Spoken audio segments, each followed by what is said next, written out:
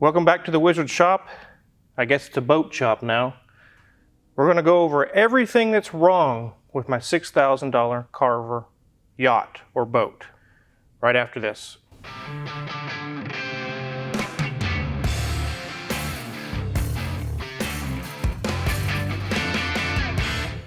So in the last video, a lot of people had contention in the comment section about whether this is a boat or a yacht or a cabin cruiser or different names. I downloaded the PDF, which is the original 1989 Carver brochure, and it says welcome to the 1989 Carver yachts, and it lists 40-something foot all the way down to a 25 foot, and it says that all of those are yachts. I guess that's what I'm calling it based on that. Maybe it's not by length, but I'm going to call it a yacht. And don't burst my bubble, it's my first big boat. I also have Grandma, which is an 87 Grand Marquis. In the car world, they call this a yacht, a land yacht. And as big as this car is, it's not even but half of what this thing is. So Grandma's parked, getting some few more things fixed on her. We'll go over that in another video, but today we're going to go over what is wrong with this boat. We've had some time to actually look at the boat, check it over, and get kind of a list together of what's going to have to be fixed to get this thing lake-worthy or sea-worthy or river-worthy, creek-worthy, whatever you want to call it. And we're going to go over those things that we found. Let's go ahead and start. In the previous video, I showed you guys that the props were damaged, especially on the port side. It's just completely wiped out. They hit a log or a rock or who knows what. I'm going to be pulling these lower units off and checking to make sure they're not damaged. I'm going to replace the impeller, water pumps, and everything and service them with new oil. But a couple of people told me through messaging that these are right-hand props and they are the 14 by 17 size. So those are going to be what I replace. Some people mentioned, is this counter-rotating or they rotate the same direction? Both engines, both drives are right-hand. They turn the same direction on both sides. So that's the way that these are. We've got a lot of cleaning to do, but that's not really what's wrong with the boat.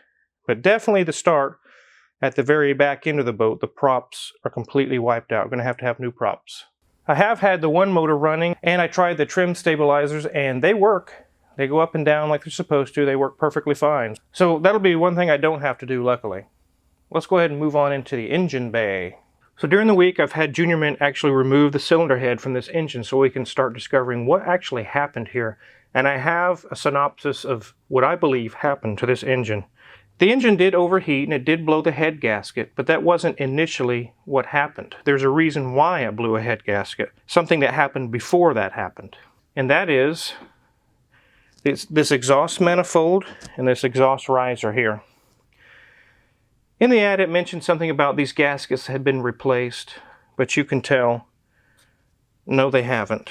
This is old, nasty, crusty, 20-year-old gaskets. I have brand new gaskets here that replace this, but this sits on top of the exhaust manifold that's right here.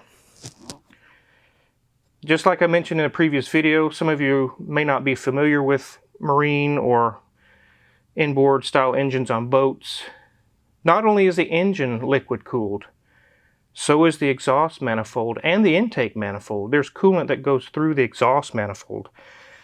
So exhaust goes through the center here. This is the top of the exhaust manifold and this goes out, your exhaust basically out the back. But you can see these little holes here. This is where coolant goes around. The coolant should not be able to get into the actual exhaust stream. It should stay in its own little cavity. And let me set this aside.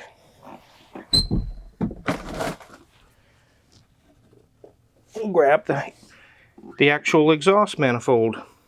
Here's where it mounts to the engine here. You can see these 4 ports. It mounts to the side of the engine. The exhaust riser I just showed you mounts on top right here in this area. Exhaust should come up through these 2 large ports and go out to the back of the boat. The problem is this gasket was bad, and when you turn the engine off, antifreeze would leak from these small little coolant ports into the actual exhaust. So while your boat's sitting there, it's filling the cylinders. Any of the exhaust valves that are open when the engine was shut off just fills the cylinders with water. When you first go to start it, it might be hard to start, and what in the heck, you know, whatever. And I think what happened is this guy took this out on the water with it leaking antifreeze like this and ran it out of antifreeze, or got it extremely low anyway. In the ad, it mentioned that he has replaced several gaskets or this or that. He went out on the lake, the engine started to get hot, and he shut it off. He checked the coolant and it was empty, and his question in the ad was, where did 11 quarts of coolant go? Well, I'm telling you here where it went. Went into the exhaust, into the combustion chamber, and out the back of the boat.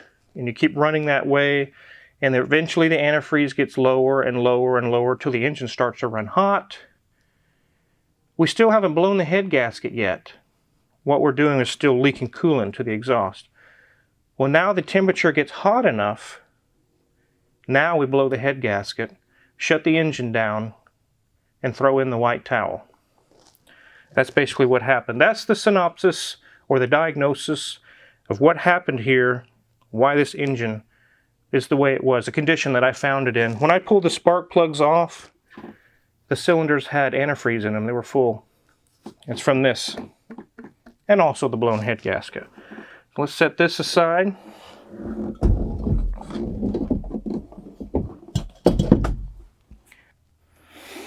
So here we have the head gasket that came off the top deck of this motor.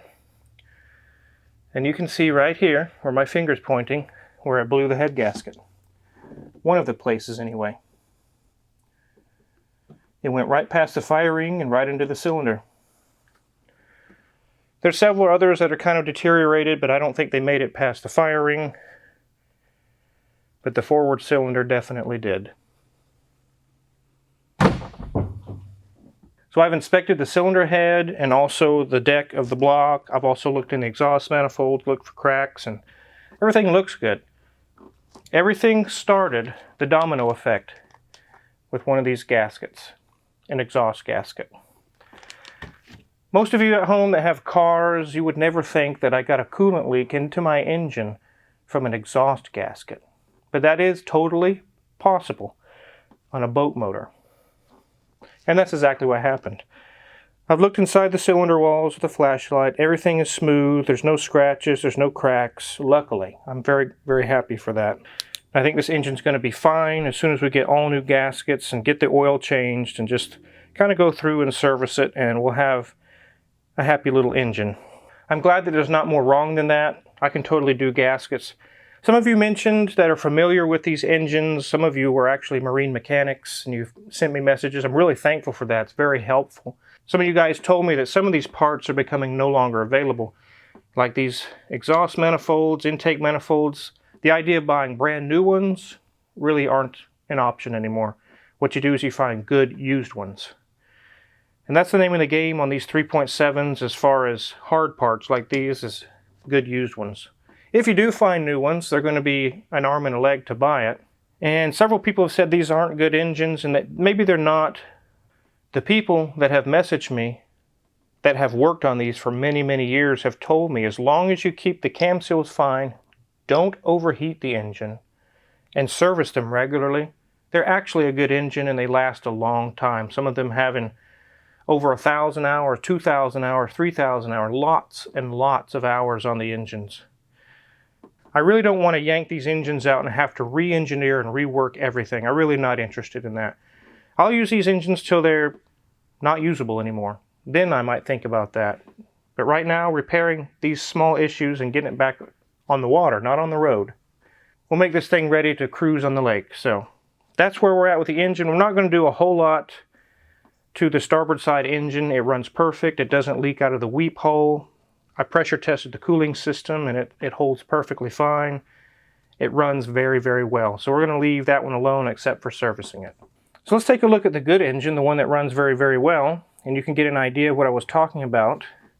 This rusty little box on top is the exhaust riser. And below that is our exhaust manifold. And you can see right here the little gasket. Luckily that one's holding, doing well. I might actually replace that gasket just as preventative measure, but other than that, I'm not going to go deep into this motor. I don't need to. But that's what they look like. You see this long black tube right here on the side of the engine? In the car world, that's essentially your radiator. Coolant goes in, goes through it, and comes back out.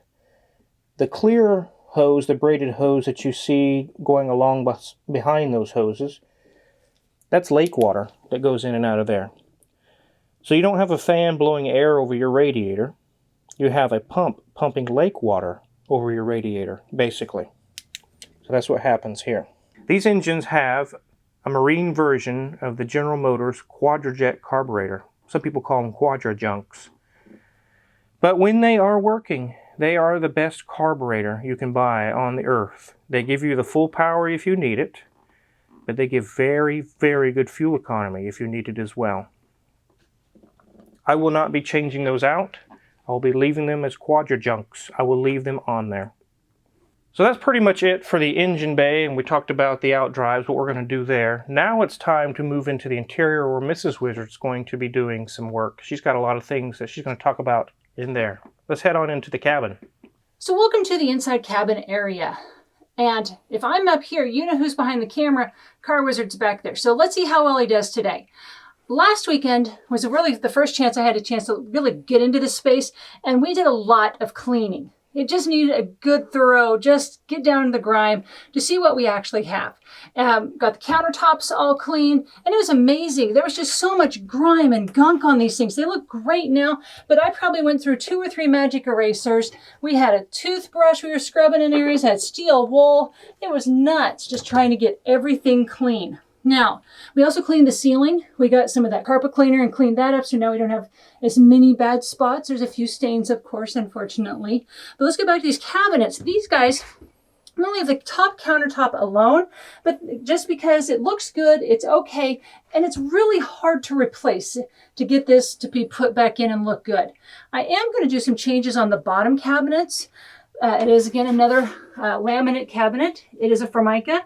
I'm going to use my drill. This is my drill, by the way, not the Car Wizard's.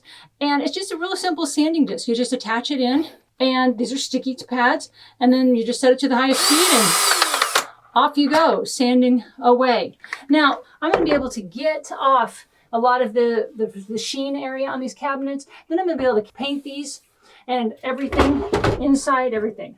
Okay, give it a good thorough. Take off the teak handles and reattach those later.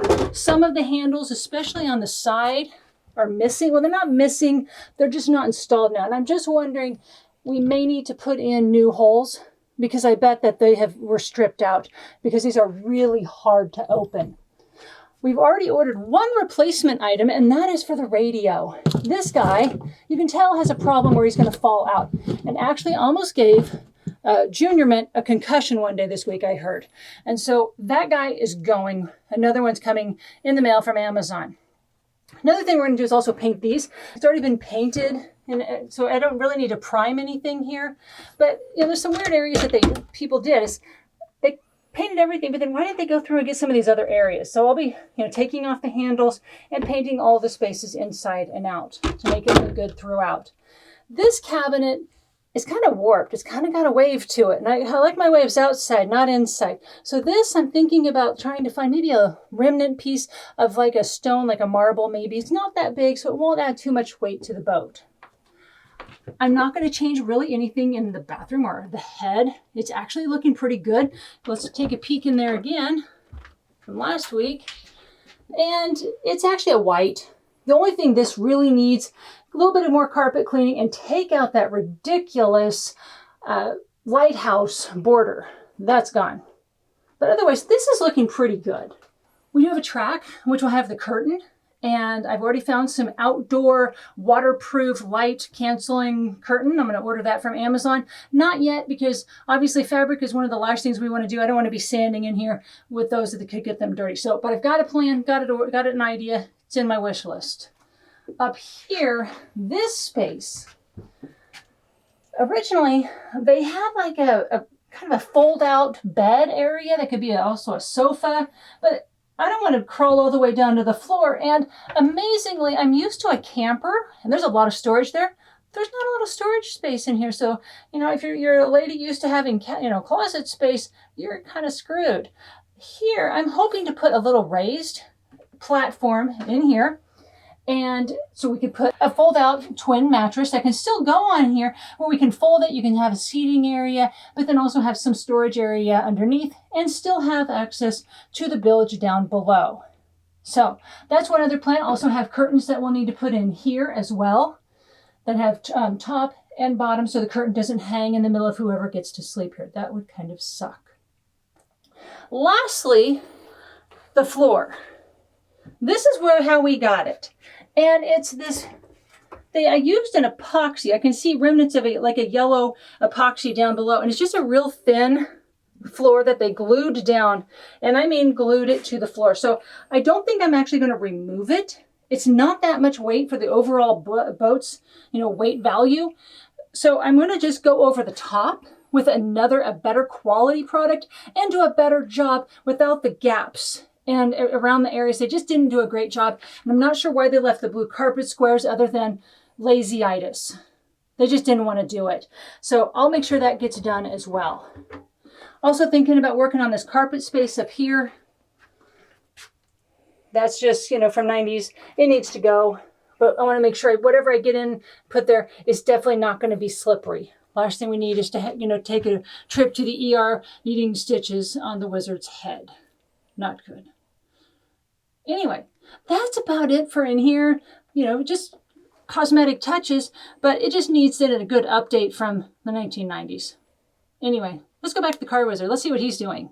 Up here at the helm, there's not a whole lot of things wrong, but there's definitely some updating that can be done. One of the things that's wrong is like on this side, on the starboard side, the engine key switch works just fine. But over here on the port side, the whole thing spins.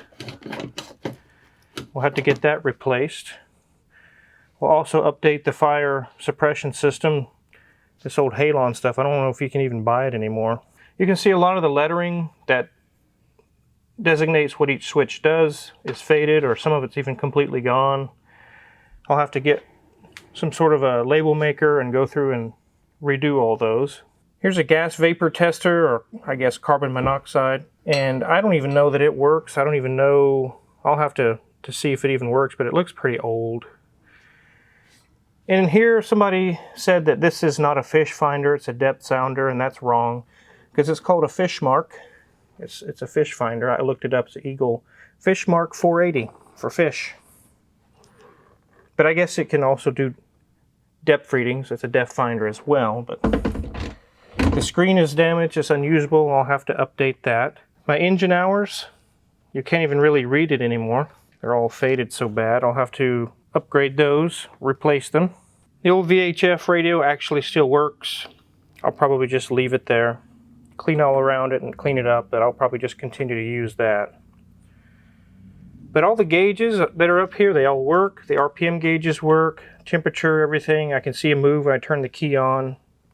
On this side here, the starboard side, I have ran the engine and watched all the gauges work, so I don't think I'll have any issues there. And the compass still works. I will probably just leave that alone. Leave it like it is. We're facing almost due north. The seats up here on the flybridge are actually in decent shape, except for the back cushion. It's sun faded so bad that it's turning brown. And I don't even know if it's attached over there on the far side, but I'll have to take this as well as some of the other cushions on the boat to Lowen Upholstery here in Newton and get those redone. That's definitely not going to stay that way. That looks hideous. Let's head on down to the bottom of the boat and take a look alongside of it. One last thing that was inside of the boat, we're not going to really show it because it's so dark you can't see much, but in the bilge there should be 2 bilge pumps. One of them still works, the other one is completely rusted like a sea crustacean. It's unusable. We're going to throw that overboard. It's no good anymore. There's several other little things to update and upgrade as far as water lines and some of the black water hoses and lines and things, but really all in all, those things are not in that bad of shape. I'm very, very impressed with that. One thing this boat does not have and never had, even on the first day it was made, is air conditioning. It was an option on these models, and whoever purchased this brand new decided I don't need air conditioning. But I am different than that. I do want air conditioning. We're going to have to buy a marine air conditioning unit and put it down in the bilge area. I'll have to run some water lines that go to the condenser and some wiring and things of that nature. We'll do a video in the future when it comes time to install that and show how all that works. Air conditioning on a boat is a little different than you're thinking. It actually uses water to cool the condenser, not air, like your outside unit on your house. On the exterior, this will all have to be polished. It'll come out nice. It's not all dingy or cracked or destroyed, luckily, but it is very, very sun faded and oxidized. We'll be able to polish that out and it'll look nice. We're going to get a wire brush and clean the whole bottom and repaint it with some bottom paint, anti-fouling paint as people call it. I don't know if I'm going to use the ablative paint. I may use just the hard paint that also has anti-fouling properties. The marina that I'll take this to, I'll have once a year, have them pull the boat out of the water and clean the whole bottom and wash it. So it's not going to sit in the water without being cleaned. It's going to be cleaned once a year. So I'll use some hard paint on the bottom. I'm not really going to paint the top or do anything painting. We're just going to restore it. We're going to polish it, buff it, use rubbing compound, and bring it back to its former glory. The trailer that it's currently sitting on, of the $6,000 I spent to buy the boat, a lot of you commented that $2,000 to $3,000 of that is the trailer. So really the boat itself, I will have gotten for half of $6,000 or $3,000. I very likely will sell the trailer once we get this to the marina because they can handle pulling it out of the water. They have everything there to clean it or whatever we might need to do to it. Once this makes it to Grand Lake in Oklahoma where it's going, it's not going to go anywhere else. It's going to stay there until I'm not alive anymore. I will be able to recoup a lot of the cost I spent buying the boat by selling the trailer. In the first boat video we did, I mentioned to you guys I wouldn't flood you with boat videos, no pun intended. But that's not the response I got in the comments. I got comment after comment, hundreds of comments. Please, we want to see more boat videos. Can you please show more? So the people have spoken. We'll do more than one a month. We'll probably do 2 or 3 a month. And for those of you that are not into boats, the majority rules. I'm sorry. But don't worry, 90% of the videos are going to be about cars. I am the car wizard. I'm not a boat wizard. But maybe after I get done with this one, I might be. Who knows? A lot of the tools that we're going to use to fix the engine on this boat are listed in the Amazon affiliates link in the description below. Click on that. I get a small cut out of the purchases you guys make, and I really appreciate that. And make sure you hit the subscribe button if you haven't already. If you want to keep up with this boat and what's going on with it, hit that button. And make sure if you have hit the subscribe button as well to make sure you are subscribed. I've heard a few commenters say that they have subscribed, but for some reason it's not showing up or keeping them up to date. Make sure that that's taken care of as well. And between the last boat video and this boat video, I've gained 2,000 subscribers. I really appreciate that. So thanks for watching.